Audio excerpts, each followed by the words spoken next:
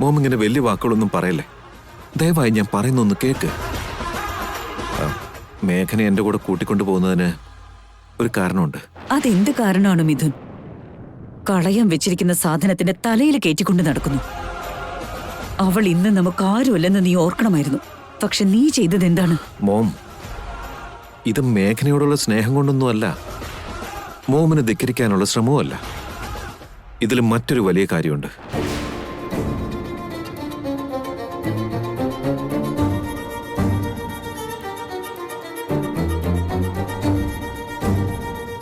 You know mom, നമ്മുടെ personal matters നമ്മുടെ ബിസിനസ്സുമായി ഒരിക്കലും കൂട്ടിക്കുഴയ്ക്കാൻ പാടില്ല.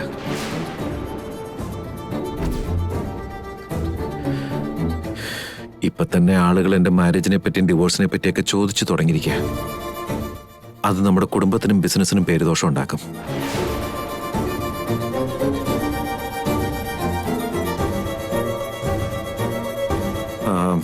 ഇങ്ങനെയുള്ള അവാർഡ് ഫംഗ്ഷൻസിലും എന്റെ മാരേജിനെ പറ്റിയും നമ്മുടെ കുടുംബത്തെ പറ്റിയൊക്കെ എന്തെങ്കിലും മോശമായിട്ട് പറഞ്ഞാൽ എനിക്ക് സഹിക്കാനാവില്ല.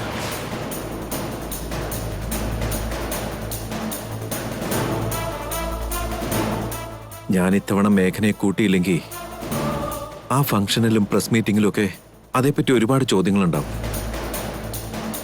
വീണ്ടും നന്ദൻ ഫാമിലിയെക്കുറിച്ച് ആവശ്യമില്ലാതെ വലിയ വലിയ ചർച്ചകൾ തന്നെ ഉണ്ടായിരുന്നിരിക്കും.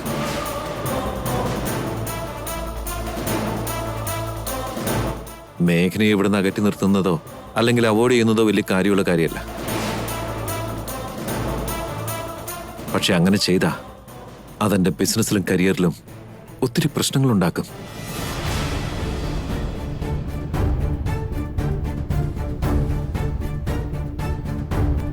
എന്തിനാ നാട്ടുകാർക്ക് ചവയ്ക്കാൻ ഓരോന്നിട്ട് കൊടുക്കുന്നേ? അവര് നമ്മളെപ്പറ്റി ഡിസ്കസ് ചെയ്യാൻ തുടങ്ങിയ ആദ്യം ടാർഗറ്റ് ചെയ്യുന്ന മോമിനെയായിരിക്കും. മറ്റുള്ളവർ മോമിനെ കുറിച്ചും നമ്മുടെ കുടുംബത്തെക്കുറിച്ചും ഡിസ്കസ് ചെയ്യുന്നത് എനിക്ക് കേൾക്കണമെന്നില്ല. അതുകൊണ്ട് മാത്രം ഞാനിങ്ങനെ ഒരു തീരുമാനം എടുത്തേ.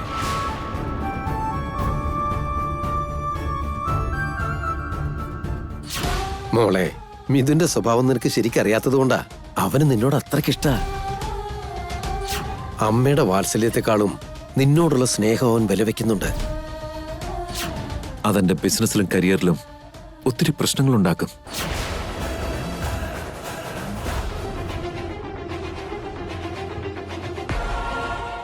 നോക്കുമോ, മോമിനെ ധിക്കരിക്കാൻ മാത്രം ഞാൻ വളർന്നിട്ടില്ല.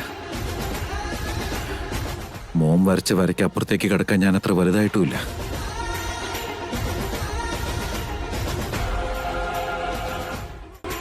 അമ്മയുടെ വാക്കനുസരിച്ച് ജീവിക്കാനാ ഈ മിഥുനിഷ്ടം.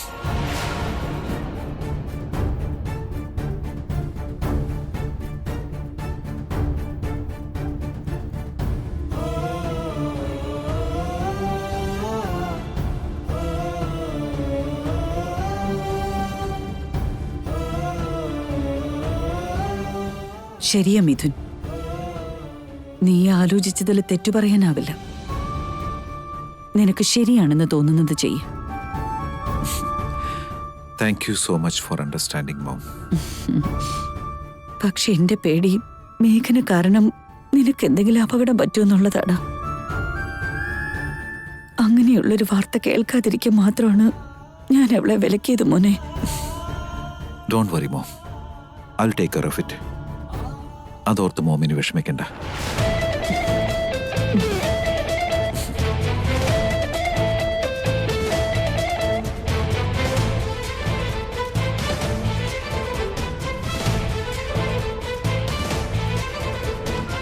മേഘനയോടുള്ള സ്നേഹാധിക്യം കൊണ്ടാണ് അമ്മയെ പോലും ധിക്കരിച്ചുകൊണ്ട് മേഘനയെ കൂടെ കൂട്ടിയെന്നാ ഞാൻ കരുതിയത്.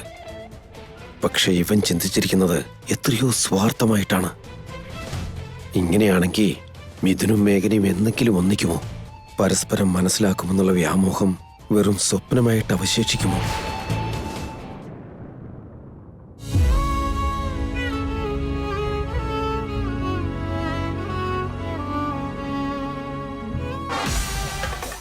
എന്താ മേഘനെ, നിന്റെ ഓഫീസ് എവിടെയാണെന്നും ആരാണ് നിന്റെ ബോസ് എന്നും ഞാൻ കണ്ടുപിടിക്കുമെന്നുള്ള പേടിയാണോ നിനക്ക്? അയ്യോ പേടിക്കല്ലേ. എത്ര ഒളിപ്പിച്ചാലും ഇന്നല്ലെങ്കിൽ നാളെ ഒരു നാൾ ഏതെങ്കിലും വിധത്തിൽ ആ രഹസ്യം പുറത്തു വരുമെന്ന് ഉറപ്പാ. അതുവരെ ഞാനും കാത്തിരുന്നോളാം. ഇത് പറയാനാണോ നീ പടിയിറങ്ങി ഇവിടം വരെ വന്നത്? അല്ല, മിഥുനോടൊപ്പം ടർക്കിയിലേക്ക് പറക്കാമെന്നുള്ള സ്വപ്നം കണ്ട് നടക്കുവല്ലേ. അതൊരിക്കലും നിറവേറാത്ത വെറും സ്വപ്നമാണെന്നുള്ളത് ഒന്ന് ഓർമ്മിപ്പിക്കാൻ വേണ്ടി വന്നതാ. ഇത്രയും നേരമായിട്ടും ഈ കാര്യവും പറഞ്ഞുകൊണ്ട് എന്നെ കുത്തിനോവിക്കാൻ നിങ്ങളെ ആരെയും കണ്ടില്ലല്ലോ എന്ന് ആലോചിക്കുകയായിരുന്നു. ആറ്റം ബോംബായിട്ട് പൊട്ടിത്തെറിക്കേണ്ട മഞ്ജരി മൗനവ്രതത്തിലാണോ എന്ന് അതിശയിച്ചു പോയിരുന്നു. പക്ഷെ ദേ നിൽക്കുന്നു ആള്. ശരി, എന്ത് പറയണമെന്നുണ്ടെങ്കിലും പെട്ടെന്ന് പറഞ്ഞിട്ട് പോയിക്കോ. അരുണിമാന്റി വേണ്ടെന്ന് പറഞ്ഞിട്ട് ആ വാക്കുകളെ വകവെക്കാതെ നിന്നെയും കൊത്തിക്കൊണ്ടേ മിഥുൻ ടർക്കിക്ക് പറക്കുമെന്ന് തറപ്പിച്ച് പറഞ്ഞെങ്കിലും അവസാന നിമിഷം അത് പൊളിയും. അത് പൊളിക്കാനല്ലേ ഞാൻ ഇവിടെ ഇങ്ങനെ നിൽക്കുന്നത്. നിനക്ക് വേറെ പണിയില്ലേ മഞ്ജരി? നടക്കുന്ന വല്ല കാര്യമുണ്ടെങ്കിൽ പറയേ. എല്ലാ നേരവും കിട്ടാത്ത മാങ്ങയും മുന്നം വെച്ചുകൊണ്ട് പ്രസംഗിച്ചത് കൊണ്ട് മാത്രം ആയില്ല മഞ്ജരി. ഒന്നുകിൽ കല്ലെടുത്തെറിഞ്ഞ് കൃത്യമായി ആ മാങ്ങ വീഴ്ത്താൻ അറിയണം. അല്ലെങ്കിൽ താഴെ വീണ് കിടക്കുന്ന വവ്വാലിന്റെ എച്ചിൽ പോലും കാക്ക കൊണ്ടുപോകും. പക്ഷെ നീ ഉന്നം വെച്ചിരിക്കുന്നത് നിന്നിലേക്ക് എത്താത്ത വിധം ഒത്തിരി മുകളിൽ കിടക്കുന്ന മേഘന എന്ന കനിയാണെന്ന് മറക്കരുത്. നിന്റെ ഓവർ കോൺഫിഡൻസ് ഒക്കെ ഞാൻ സമ്മതിച്ചു തന്നിരിക്കുന്നു. കയ്യിലിരിക്കുന്ന ചെറിയൊരു ചുള്ളിക്കമ്പ് കൊണ്ട് സിംഹത്തെയാണ് നീ ഓടിക്കാൻ ശ്രമിക്കുന്നത്. കഷ്ടമുണ്ട്, നിനക്കതിന് കഴിയില്ല എന്നുള്ളത് എന്താ നീ മനസ്സിലാക്കാത്തത്? മഞ്ജരി, ചെറിയൊരു ചുള്ളിക്കൊമ്പല്ലേ എന്ന് നിസ്സാരമായിട്ട് കാണരുത്. ആ ചുള്ളിക്കൊമ്പ് തീപ്പെട്ടിക്കൊള്ളിയാണെങ്കിലോ ഒരു കാട് തന്നെ അത് നശിപ്പിച്ചു കളയും. എന്ത് ചെയ്യാനാ? നീ ഒരു വലിയ സംഭവമാണെന്ന രീതിയിലാ നീ ഇപ്പൊ ജീവിച്ചു വരുന്നത്. നീ വിചാരിച്ചാൽ എന്തും നടത്താൻ കഴിയും എന്നുള്ളൊരു കുരുട്ടു വിശ്വാസം. പക്ഷെ നിന്നെപ്പോലുള്ളവരുടെ കളി എന്റെ അടുത്ത് വില പോവില്ല മഞ്ജരി. ധർമ്മത്തിന്റെ വിജയം അവസാനമാണെങ്കിലും അന്ന് അധർമ്മത്തിന് സർവനാശം സംഭവിക്കൂ എന്നല്ലേ ഇതിഹാസം.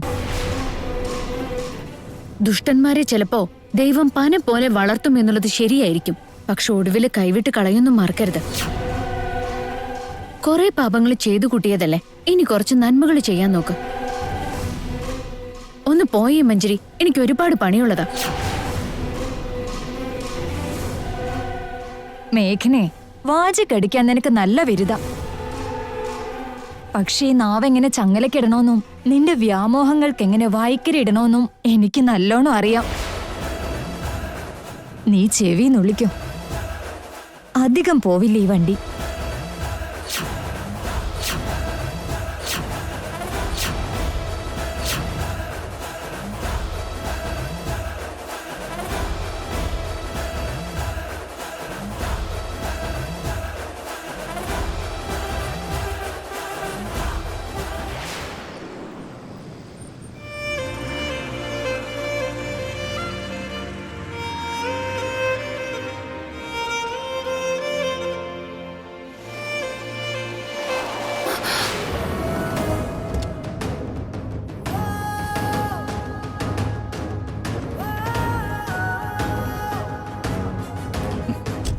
ഹായ് ചാരു. ഏയ് ചാരു, നിനക്ക് എന്താ വേണ്ടേ? എനിക്ക് നിന്നെ വേണം. ഐ മീൻ, നിന്നോടൊന്ന് സംസാരിക്കണം. അമ്പലത്തിൽ വെച്ച് കണ്ടായിരുന്നു. അങ്ങയോട് സംസാരിക്കാനും പ്രണയം പങ്കുവെക്കാനുമായിട്ട് ഒരു അപ്സരസ് പുറകെ നടക്കുന്നുണ്ടായിരുന്നല്ലോ. വിവേക് ചെന്ന അപ്സരസിനോട് സംസാരിക്ക്, മറിക്ക്. എന്താ ചാരു ഇത്? എപ്പോഴും എന്നെ തെറ്റിദ്ധരിക്കൽ മാത്രമാണ് നിന്റെ പണി. നീ കണ്ടതെല്ലാം സത്യമാവണമെന്നില്ല. ഞാൻ പറയുന്നൊന്നും നീ കേൾക്കാൻ ശ്രമിക്കുക. എപ്പോഴും ഒരു തെറ്റുകാരനായി മാത്രം നീ എന്തിനാ എന്നെ ഇങ്ങനെ കാണാൻ ശ്രമിക്കുന്നേ? ഓ, ഒരു തെറ്റും ചെയ്യാത്ത വിശ്വാമിത്രനല്ലേ ഈ നിൽക്കുന്നേ. പക്ഷേ ഈ മഹർഷിയുടെ കുടുംബക്കാരെ എന്തൊക്കെയാ ചെയ്തു കൂട്ടിയത്? മറ്റുള്ളവരുടെ ജീവിതം നശിച്ച് നാറാണക്കല്ല് പറിച്ചാലും സാരമില്ല. അവരുടെ കണ്ണീരിനോ സങ്കടത്തിനോ ഒരു വിലയും കൽപ്പിക്കില്ല. അവര് മുമ്പിൽ കിടന്ന് പെടഞ്ഞ് പെടഞ്ഞ് മരിച്ചാലും നിങ്ങൾക്ക് ഒരു അനക്കവും ഉണ്ടാവില്ല. പക്ഷെ നിങ്ങളെ ബാക്കിയുള്ളവര് മനസ്സിലാക്കിക്കൊള്ളണം. അങ്ങനെയല്ലേ സാറേ? ചാരു, നീ എപ്പോഴും ഇങ്ങനെ കഴിഞ്ഞതിനെ കുറിച്ച് മാത്രം പറഞ്ഞുകൊണ്ട് നിന്നാൽ എങ്ങനെ? ഇതങ്ങനെ കഴിഞ്ഞു പോവില്ല വിവേക്. ജീവിച്ചിരിക്കും വരെ കൂടെ ഉണ്ടാവൂ. ഓ ചാരു, എനിക്ക് പറയാനുള്ളത് മുഴുവൻ കേൾക്കാൻ നിനക്കൊരു അവസരം തന്നൂടെ? ശരി, എന്താ പറയാനുള്ളത്? അതെന്താന്ന് വെച്ചാ,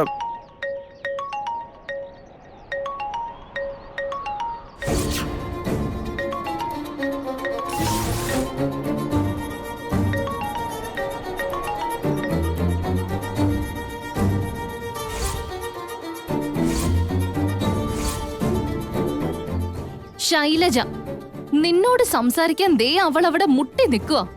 സംസാരിച്ചോ? ചാരു പ്ലീസ്, ഒന്ന് ഞാൻ പറയുന്നത് കേട്ടിട്ട് നീ പൊക്കോ. നിന്നോട് സംസാരിക്കാൻ ഒത്തിരി പേര് പുറകെ നടക്കുന്നുണ്ടല്ലോ. അവരോട് പോയി സംസാരിക്ക്. അവർക്കും നിന്നോട് പറയാൻ ഒത്തിരി കാര്യങ്ങളുണ്ടാവും. അതിനിടയ്ക്ക് എനിക്കെന്ത് കാര്യം? ഇതൊക്കെ ഒന്ന് നിർത്ത്. എനിക്ക് പറയാനുള്ളത് വേറെയാ ചാരു. എന്നാലേ പെട്ടെന്ന് കാര്യം പറയും. One second.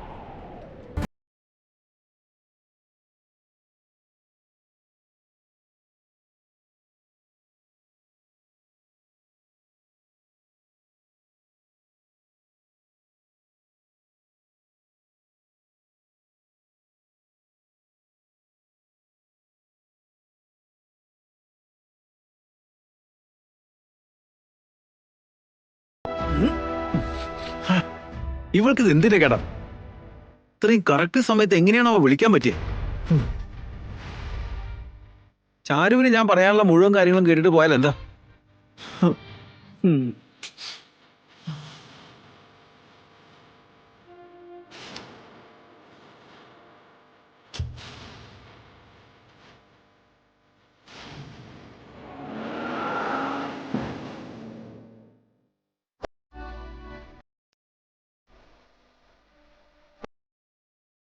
മേഘനെ, ഒന്നിങ്ങി വന്നേ.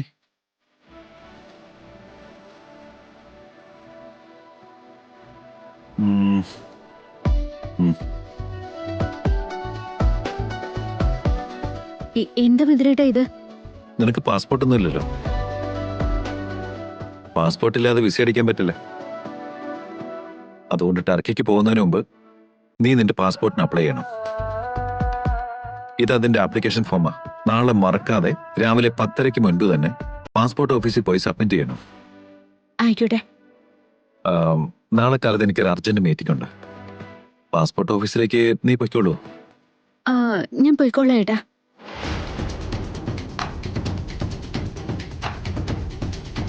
എന്നാ നാളെ കൃത്യസമയത്ത് തന്നെ സബ്മിറ്റ് ചെയ്തേക്കണം.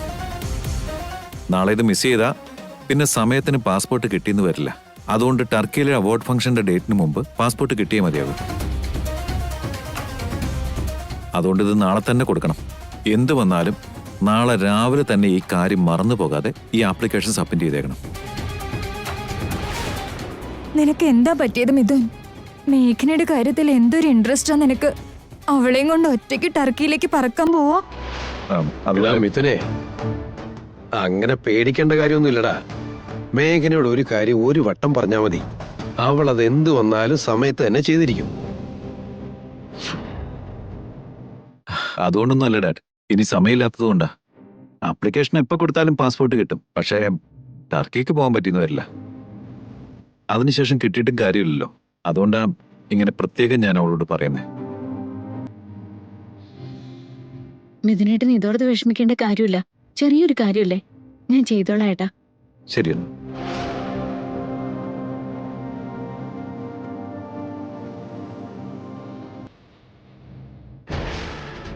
എന്താ മഞ്ജരി, നീ എന്താ ഡള്ളായിരിക്കുന്നു?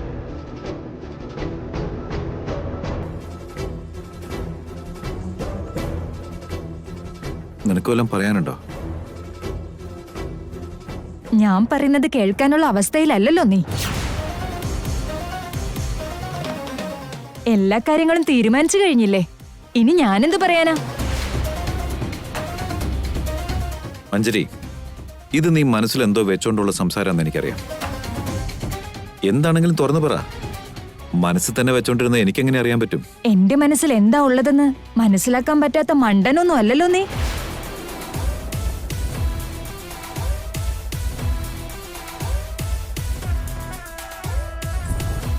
ഞാൻ എന്തുകൊണ്ട് ഇങ്ങനെയായെന്ന് തിരിച്ചറിയാൻ പറ്റാത്ത കൊച്ചു കുട്ടിയും അല്ല. നിനക്കെല്ലാം അറിയാം, എന്നിട്ടും അറിയാത്ത ഭാവ.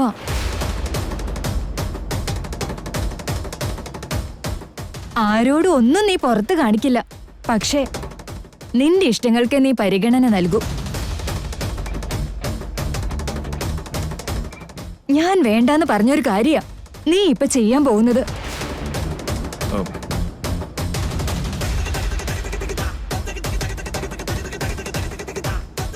ഞാൻ എന്തിനു വേണ്ടാന്ന് പറഞ്ഞു എന്നുള്ളത് വളരെ പെട്ടെന്ന് നീ മനസ്സിലാക്കും. അതറിയിക്കാതെ ഞാൻ വിടില്ല.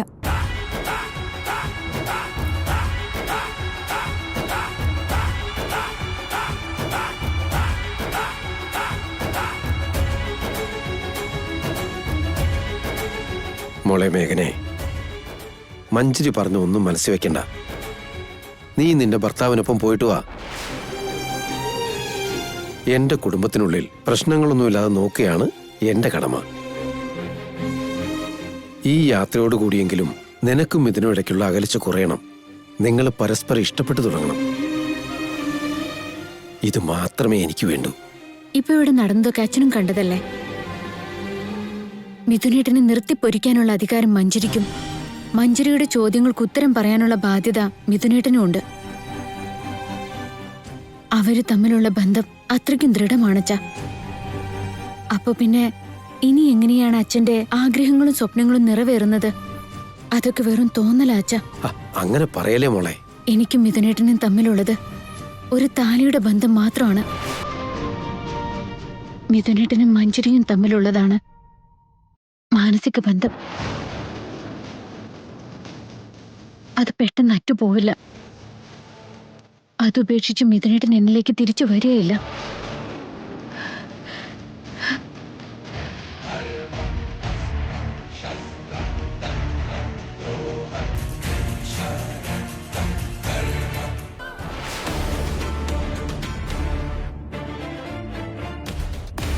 ഹലോ ഹലോ മാഡം, നിങ്ങൾ ഉണ്ടാക്കാൻ പറഞ്ഞ ഡ്യൂപ്ലിക്കേറ്റ് നെക്ലസ് റെഡിയാട്ടോ. എപ്പോഴാ വാങ്ങാൻ വരിക? ഓ, അത് റെഡിയായോ? ഞാൻ സമയം നോക്കി അങ്ങോട്ട് വന്നോളാം. നിങ്ങൾ ഇനി ഇങ്ങോട്ടേക്ക് വിളിക്കാതിരുന്നാൽ മതി. ഞാൻ തന്നെ അത് അങ്ങോട്ടേക്ക് വന്ന് എടുത്തോളാം. ആ ഡ്യൂപ്ലിക്കേറ്റ് നെക്ലേസ് എനിക്ക് അത്രയ്ക്ക് അത്യാവശ്യം. ആയിക്കോട്ടെ മാഡം. എന്നാ വെക്കട്ടെ.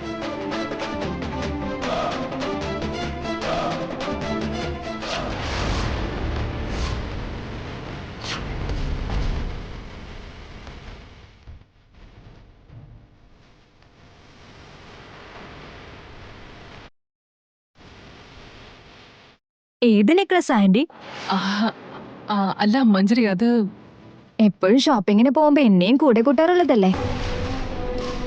എന്നിട്ട് ഇപ്പോഴെന്താ ഞാൻ പോലും അറിയാതെ ആന്റി നെക്ലസ് ചെയ്യാൻ കൊടുത്തിട്ടുണ്ടെന്ന് തോന്നുന്നു. അങ്ങനെയൊന്നും ഇല്ല മഞ്ജരി.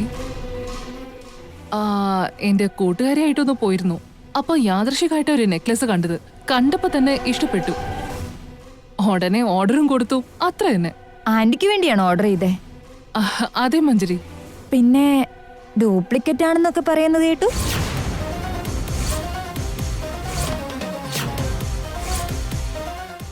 ഇവളെല്ലാം കേട്ടോ? പറയാ ആന്റി, ആന്റിക്ക് എന്തിനാ ഡ്യൂപ്ലിക്കേറ്റ് നെക്ലസ് ഒക്കെ?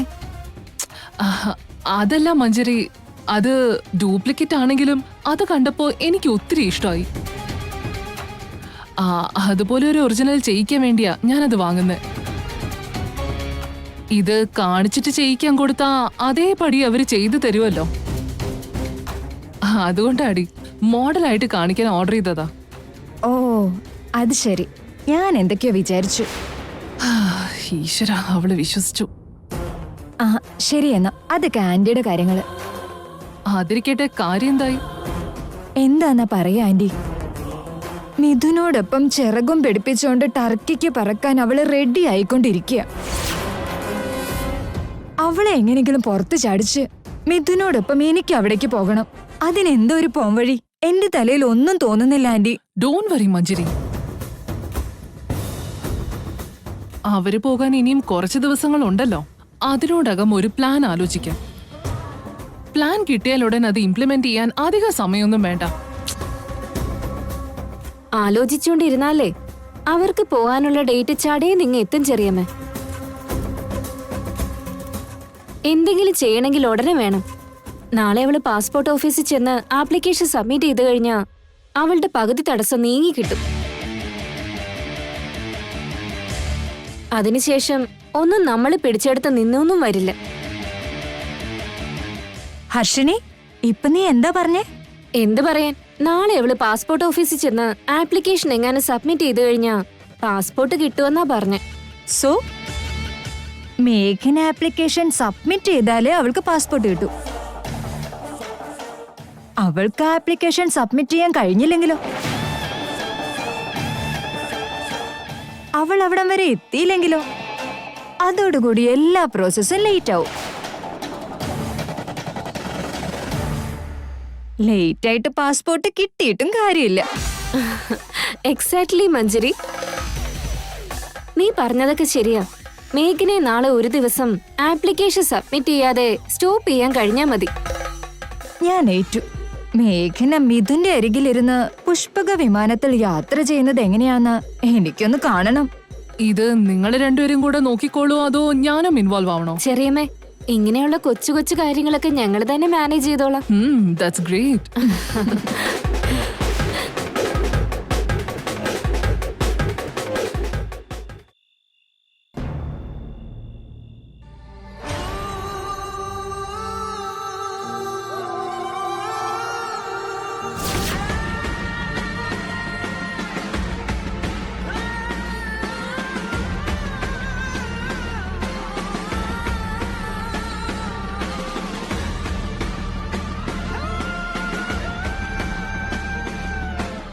മഞ്ജരി, നമ്മുടെ പ്ലാൻ വർക്കൗട്ട് ആവുമെന്ന് തോന്നുന്നുണ്ടോ? സംശയം എന്തിനാ? ഇത് വർക്കൗട്ട് ആവുന്ന ഡാം ഷുവർ അല്ലേ?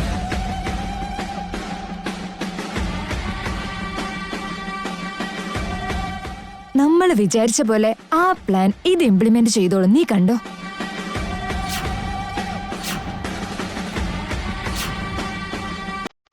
എന്നാ ശരി, അവളെ ഉണർത്താതെ ചെയ്യാനുള്ളതൊക്കെ ചെയ്തിട്ട് വന്നേക്കണേ. ഓക്കെ.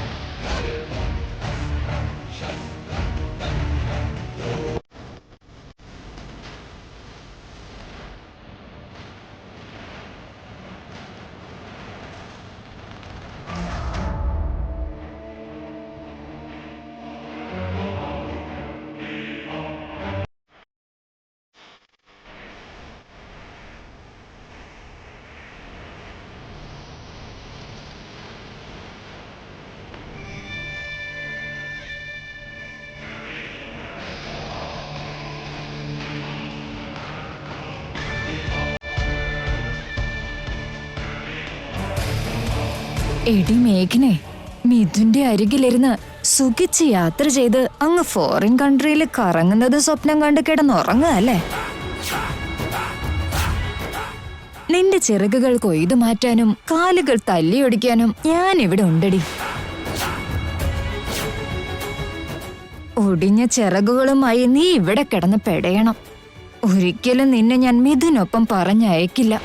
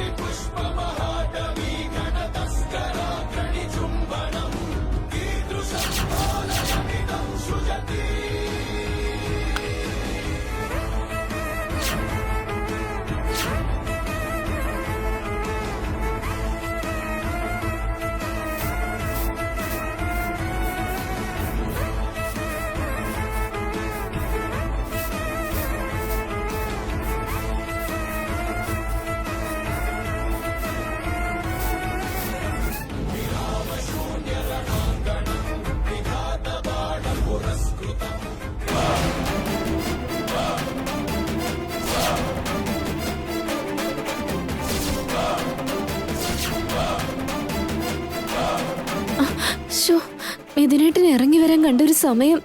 മഞ്ജരിയെ കണ്ട അത് മതി. ഇപ്പൊ തന്നെ മഞ്ജരിയുടെ കാര്യത്തിൽ ഒരു തീരുമാനമാവും.